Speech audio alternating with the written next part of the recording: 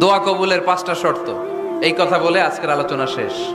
এই যারা বলেন দোয়া কবুল হয় না, দেখেন নিজেদের সাথে মিলে কিনা। এই 5টা শর্ত যদি পাওয়া যায়, মুহূর্তেই আপনার দোয়া আরশে যে নক করবে। 1 নাম্বার শর্ত আকলুল হালাল, হালাল খাওয়া। কি খাওয়া? আমরা দুইটাই খাই,